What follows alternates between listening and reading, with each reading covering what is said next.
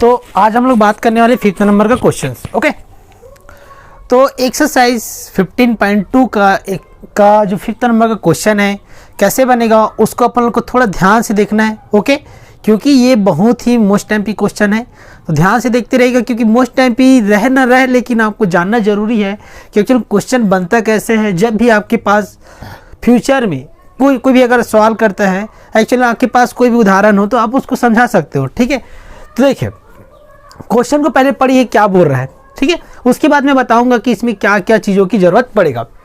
तो पहला देखिए क्वेश्चन ये बोल रहा है कि 5th नंबर क्वेश्चन कि एक रोलर का व्यास, ठीक है, रोलर का व्यास 84 सेंटीमीटर है और लंबाई कितना है 120 सेंटीमीटर। ध्यान से पढ़िए। उसके बाद पूरे मैदान का एक बार चलने में रोलर 500 चक्कर लगाता है, तो मैदान का क्षेत्रफल ज्ञात करना है। ठीक है, तो मैदान का क्या निकालना है, अपन को क्षेत्रफल निकालना है। तो देखिए इस क्वेश्चंस को बनाने के लिए आपको समझना पड़ेगा कि यहाँ पे किसका फार्मूला लगेगा। ठीक है, किसके बेसिस पे लगेगा। ठीक, तो क्वेश्चंस को पढ़ने से ये पता चल रहा है कि एक रोलर का व्यास, हमारे सामने है रोलर। अब मैं रोलर का जो शेप होता है कैसे होता है, एक बेलना आकृति का होता है। ठीक है, तो ये क्या होता है, एक बेलना आकृति का होता है। तो यहाँ पे पूरा बेलन का A to Z फार्मूला लग जाएगा, लगभग मतलब बेलन का क्या लग जाएगा, फार्मूला लग जाएगा। क्योंकि रोलर का मतलब होता है कि वो एक बेलनाकार होता है रोलर, देखा जाए। ठीक है, ठीक, तो रोलर आप देख चुके होगे, मैं आपको डायग्राम दिखा देता हूँ। ओके, देख लीजिए। ठीक, तो एक रोलर का व्यास। ठीक, तो देखो क्वेश्चंस को आगे बढ़ाने से पहले मैं आपको कुछ चीज़ें बताऊंगा, बोला था ना। तो देखिए सबसे पहले यहाँ पे आपको D इक्वल टू पता होना चाहिए क्या होता है 2R, और R का वैल्यू निकाल देते क्या होता है D/2, जहाँ पे D का मतलब होता है व्यास। ओके, उसके बाद देखिए, उसके बाद इसमें कौन सा फार्मूला यूज होगा, तो मैं बता देता हूँ बेलन के वक्र पृष्ठ का फार्मूला यूज होगा। किसका, बेलन के वक्र पृष्ठ का फार्मूला। तो इसका फार्मूला क्या होता है 2πRh, जहाँ पे h का मतलब क्या होता है, हाइट होता है, और r मतलब इसकी त्रिज्या, और पाई मतलब जानते हो 22/7 होता है। ठीक है, ये तो हो गया आपका।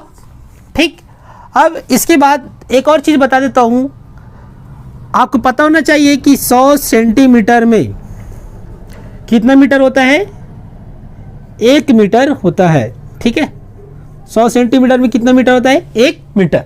ठीक, तो इसी बेसिस पे अपन लोग क्या करेंगे, क्वेश्चंस को आज बनाएंगे। ठीक, तो देखिए क्वेश्चंस को ध्यान से पढ़िए कि क्या क्या बोल रहा है। ठीक है, तो देखिए यहाँ पे आप लिखना पहला दिया है। ओके, तो क्वेश्चन को पढ़िए। चलो स्टार्ट करते हैं। अब एक रोलर का व्यास, ठीक है, मतलब व्यास मतलब इसको किससे मापा जाता है, D से। ठीक है, तो D का वैल्यू यहाँ पे आपको कितना दिया है 84 सेंटीमीटर। ठीक, लेकिन फार्मूला जब देख रहे हैं कि 2πRh चाहिए, अब इसको क्या करेंगे, D को किस में चेंज कर देंगे, R में चेंज कर देंगे। R में कैसे चेंज करेंगे, हम जब भी व्यास होता है उसको क्या लिखते हैं D/2, ये फार्मूला होता है। ठीक है, कि जो त्रिज्या होता है व्यास का क्या होता है, आधा होता है। ठीक, तो R का वैल्यू निकालने के लिए D का वैल्यू रखूंगा मैं। तो देखिए D का वैल्यू आपके पास कितना 84 सेंटीमीटर है, तो मैं यहाँ पे D का वैल्यू क्या रख दूंगा 84/2। जब इसको काटेंगे तो 42 बार में कट जाएगा, तो R का वैल्यू कितना मिल जाएगा, 42 मिल जाएगा। क्लियर दोस्तों। अब उसके बाद देखिए और आपको क्या दिया है, क्वेश्चन पढ़िए। लंबाई बोले चाहे ऊंचाई बोले, उसका मतलब एक ही है। तो यहाँ पे इस मतलब लंबाई मतलब ही यहाँ पे h का वैल्यू आपको कितना दिया 120 सेंटीमीटर। ठीक है, कितना दिया 120 सेंटीमीटर। क्लियर हो गया दोस्तों। ठीक, अब देखिए तो यहाँ तक आपको समझ में आ गया होगा कि यहाँ से यहाँ तक आपने क्या किया, क्वेश्चंस को लिख दिए। ठीक, इसके बाद आपको क्या करना है, पूरे मैदान को एक बार चलाने में रोलर 500 चक्कर लगाता है, तो मैदान का क्षेत्रफल ज्ञात कीजिए। ओके, तो ध्यान से देखते रहिएगा।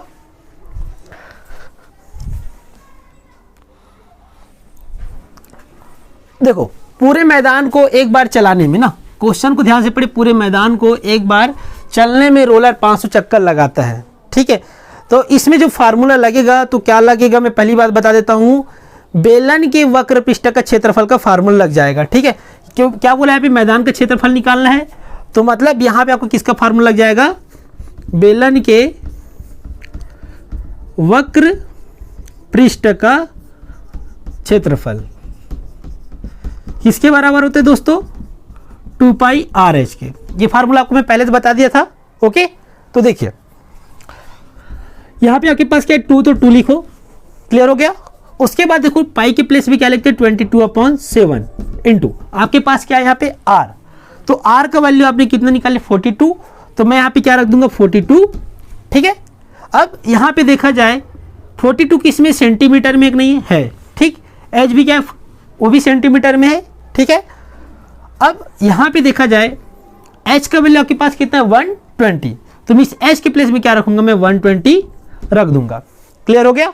तो देखिए 7 में 42 6 टाइम में कट जाता है, क्योंकि जो 7 के पहाड़ा में 42 6 बार में आता है, तो इस वजह से 7 6 का 42 बार में कट गया। ठीक, तो आपके पास क्या क्या बच गया, 2 गुना 22, 2 गुना 22 करेंगे कितना हो जाएगा, ये 44 हो जाएगा।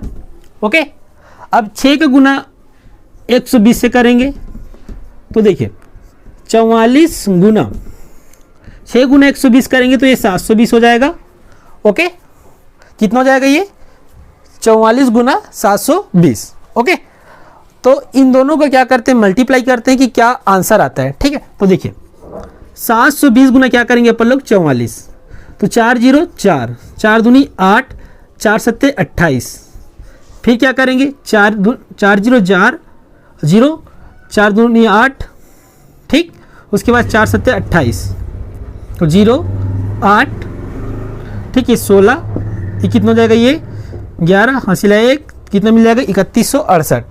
ठीक है, तो मतलब 3100 क्या मिल जाएगा यहाँ पे आपका, 3168 मिल जाएगा यहाँ पे आपका आंसर, मतलब सॉरी 31,068 वर्ग सेंटीमीटर मिल जाएगा, वर्ग सेंटीमीटर। समझ में आ गया।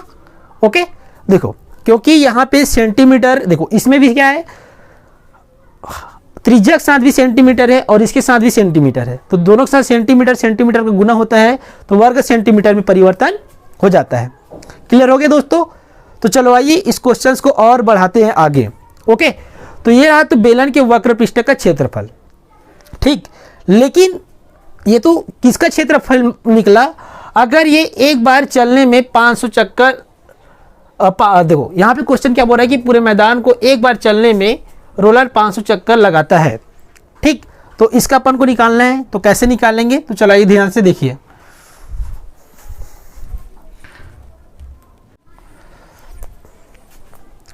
तो यहां तक आपको समझ में आ गया होगा। अब इसके आगे क्या करना है उसको थोड़ा ध्यान से देखिए, बहुत आसान स्टेप है।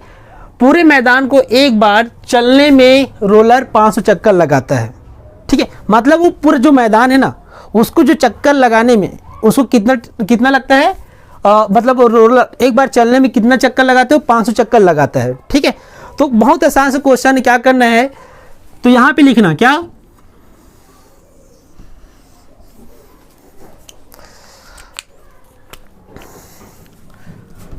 पूरे मैदान को एक बार चलने में 500 रोलर 500 चक्कर लगाता है।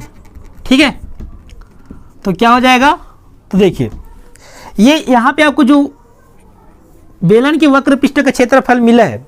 ठीक है, तो यहाँ पे लिख दो 31,680 गुना इस 500 का गुना कर दो इसके साथ। ठीक है, जब इस 500 के साथ गुना करेंगे तो यहाँ पे आपका आंसर बनता है क्या, तो गुना करने पे देखो ध्यान से गुना कीजिए क्या मिलता है यहाँ पे, तो देखिए तो 3168 गुना क्या करूँगा मैं 5 8 40, 4 5 6 30, और ये कितना हो जाएगा 34 का 4 हासिल है 3 तो 5 एकम 5 3, और ये 8 5 तिया 15।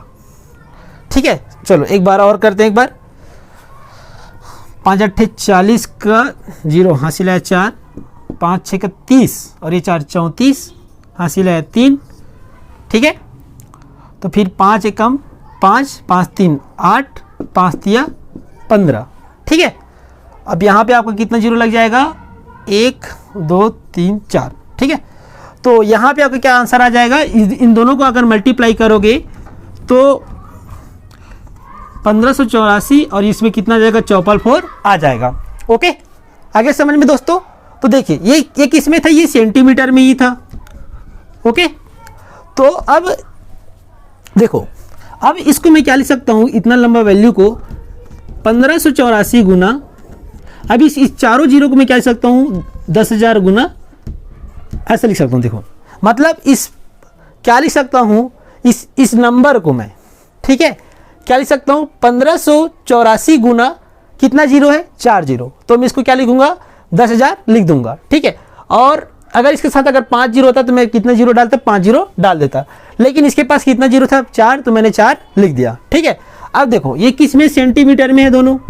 ओके, तो देखिए 1584 गुना, अब देखो ये 100 गुना 100 लिख सकता हूं मैं, ठीक है। देखो अब ये 100 गुना 100 लिखूंगा तो आपको यही वैल्यू मिल जाएगा, ठीक है। ऐसा इसलिए लिख रहा हूं क्योंकि यहाँ पे जो सेंटीमीटर इसको वर्ग मीटर में बदलने के लिए, ठीक है। क्योंकि देखो ये जो देखो यहाँ पे ये क्या है, सेंटीमीटर में जो 100 है किसमें, सेंटीमीटर में है। ओके, अब ये भी किस में है, ये भी सेंटीमीटर में है।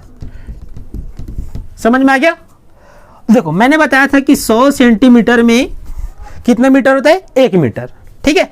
तो मैं यहाँ पे क्या लिख दूंगा, 1584 गुना, इस 100 सेंटीमीटर के प्लेस में मैं क्या लिख सकता हूँ, 1 मीटर लिख सकता हूँ, ठीक है। इसके प्लेस में भी क्या लिख सकता हूँ, मैं 1 मीटर लिख सकता हूँ। क्लियर हो गया मैंने क्या किया, ठीक है। अब देखो 1584, 1 का गुना अगर 1 से करेंगे तो आपको 1 ही मिलेगा। देखो m का गुना अगर m से करेंगे तो क्या मिल जाएगा, मीटर का वर्ग मिल जाएगा, ठीक है। तो पूरे मैदान को एक बार चलने में रोलर 500 चक्कर लगाता है तो उसका जो क्षेत्रफल मिलता है 1584 मीटर स्क्वायर मिलता है, ठीक है। चाहो तो इस मीटर स्क्वायर के प्लेस में आप वर्ग मीटर भी लिख सकते हो, ठीक। आगे समझ में। तो ये रहा आपका 5th नंबर का क्वेश्चन का आंसर, ठीक। तो ये जो 5th नंबर के क्वेश्चन को कुछ इस ढंग और तरीके से बनाया जा सकता है। क्लियर हो गया। तो हम मिलते हैं इसके नेक्स्ट क्वेश्चन 6 नंबर के क्वेश्चन में, उसको देखते हैं कि धमाकेदार तरीके से कैसे बनाया जाता है। ओके, क्लियर हो गया। तो देखते रहिएगा ध्यान से।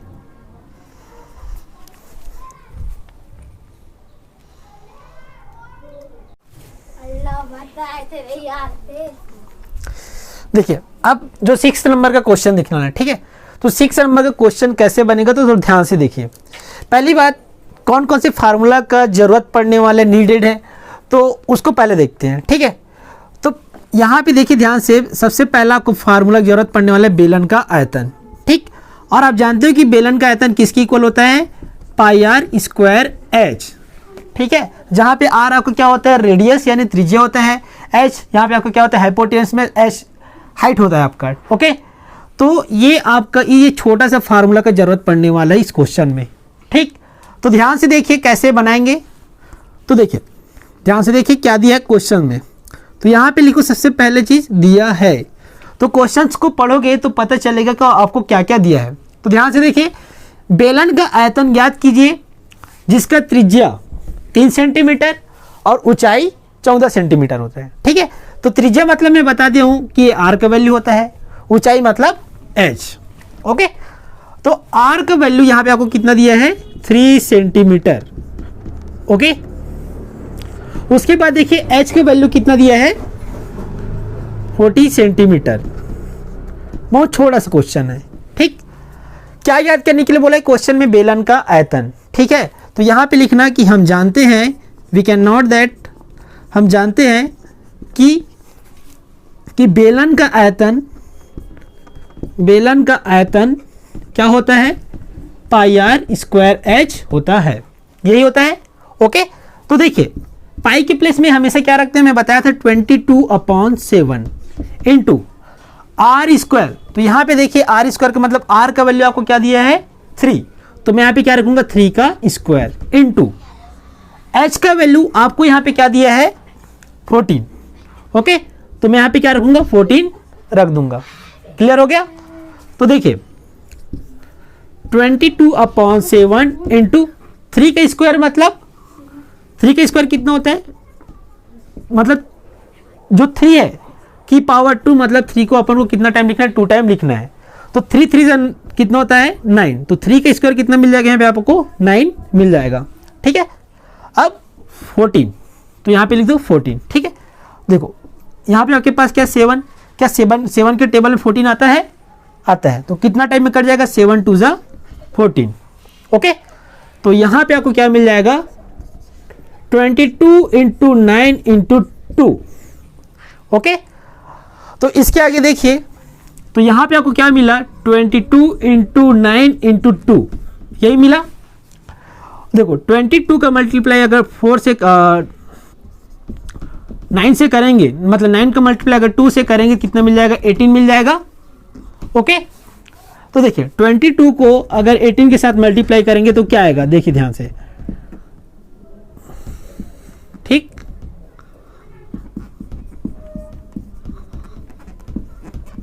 तो यहां पे आपका आंसर क्या जाएगा 396, क्या जाएगा यहाँ पे आपका आंसर 396 घन सेंटीमीटर। ओके, क्या जाएगा घन सेंटीमीटर। ठीक है, हमेशा याद रखना जो आयतन होता है ना उसको हमेशा किससे डिनोट किया जाता है, घन से। ओके, क्षेत्रफल बोलोगे तो उसको वर्गस करोगे, आगे समझ में। तो ये रहा आपका कौन सा बेलन के आयतन का आंसर कितना निकला 396 घन सेंटीमीटर। तो ये रहा आपका 6 नंबर का क्वेश्चन। ठीक है, अब इसके बाद देखते हैं इसके 7 नंबर का क्वेश्चन, तो ध्यान से देखते रहिएगा, फटाफट बनाएंगे 7 नंबर का क्वेश्चन। ओके,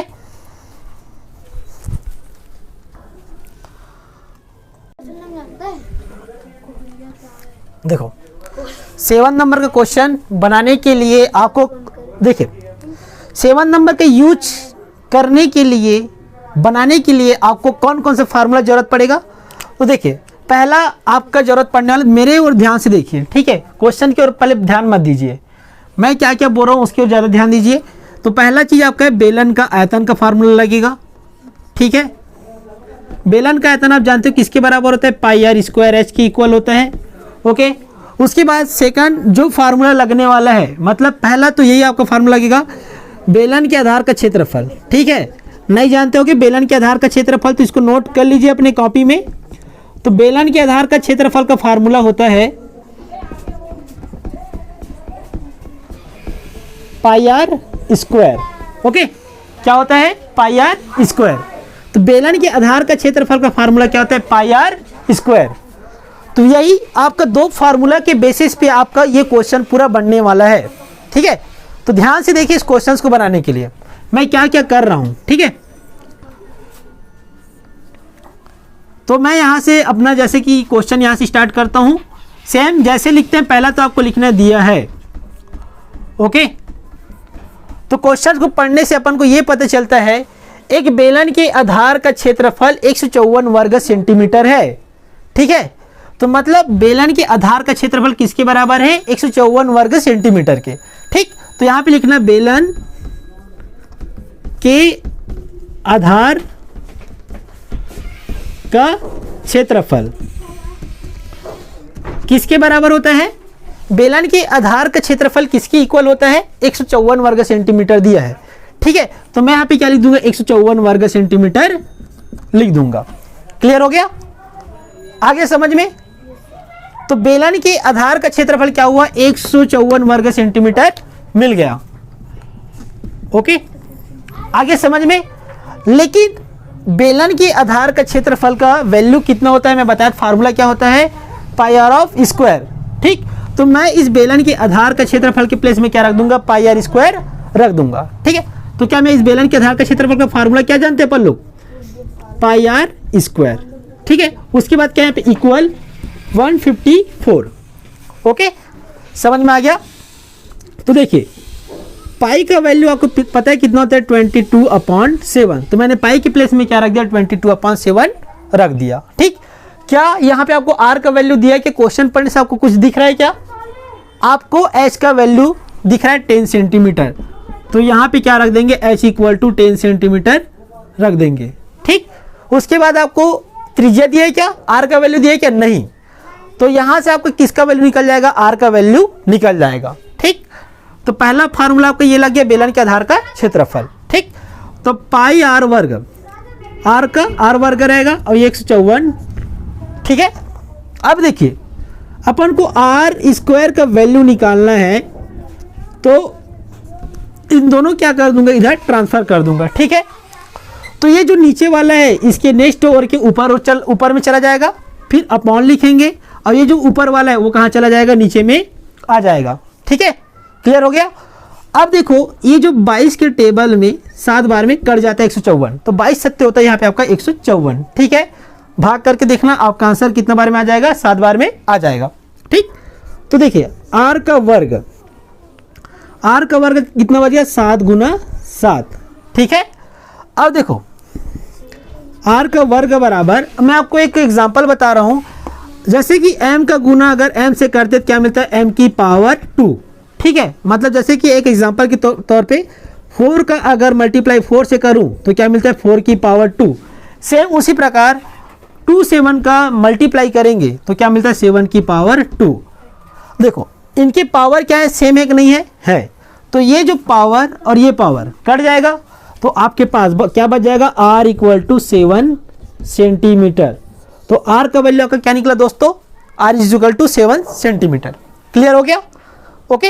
अब देखिए आपके पास h का वैल्यू 10 सेंटीमीटर है और r का वैल्यू क्या है, 7 सेंटीमीटर, ठीक।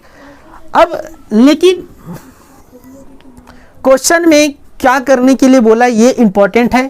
तो क्वेश्चन में आपको क्या निकालने के लिए बोले, बेलन का आयतन ज्ञात कीजिए, ठीक है। तो यहाँ पे लिखना बेलन का आयतन, ठीक है। और बेलन का आयतन किसके इक्वल होता है, पाई आर स्क्वायर एच के। होता है कि नहीं होता, मैं बता दिया था, बार बार बता रहा हूँ, ओके। तो देखिए अब यहाँ पे क्या करेंगे, जो आर और एच का वैल्यू निकला है ना, इसमें वैल्यू को पुट कर देंगे, ओके। मतलब वैल्यू को मतलब मान रख देंगे, ओके।